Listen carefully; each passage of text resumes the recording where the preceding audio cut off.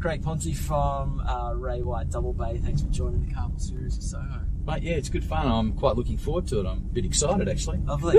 There's heaps happening in the market. I guess post-elections, you're obviously dealing with buyers and sellers daily. What are you guys seeing? How's the market wrap kind of post-elections? Mate, yeah, well, can I tell you, there was a bit of euphoria after the election. It was the miracle we actually had to have and got, which is great. Yeah.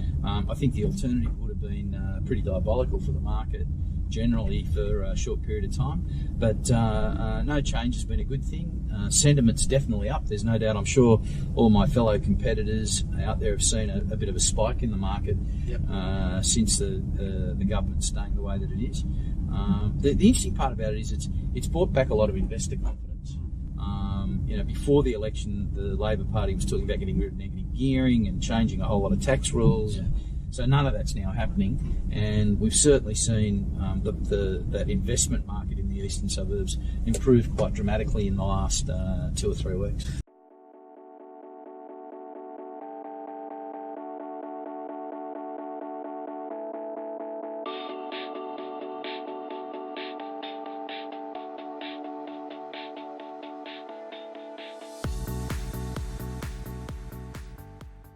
A Salma buyer, I'm looking at Double Bay, eastern suburbs. I guess one of the advantages or opportunities for me at the moment, obviously interest rates have come down, but what are you seeing for buyers?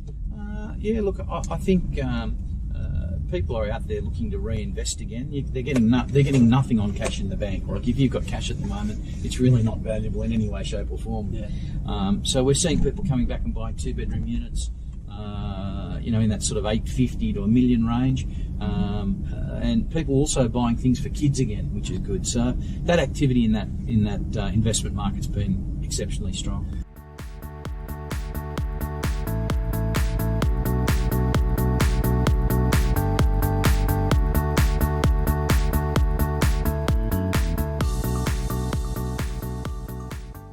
I guess we were chatting off camera just before that. Listing levels are, I guess, quite low. Yep. I guess in historic terms. This I'm a vendor. I'm looking at bringing my property to market. Elections have obviously finished. Yep. What are the advantages for me coming to market now, and I guess second half of 2019? Yeah, look, what tends to happen around here in the eastern suburbs, June, July, everybody runs away overseas on holidays and disappears off the face of the planet. So there's not going to be a lot of stock coming on in the next six to 7 weeks. Yep. You'll find come spring that everyone gets back into the action again and things start to improve. I think if we get a lot of stock in spring, it'll be really interesting to see how the market reacts to that.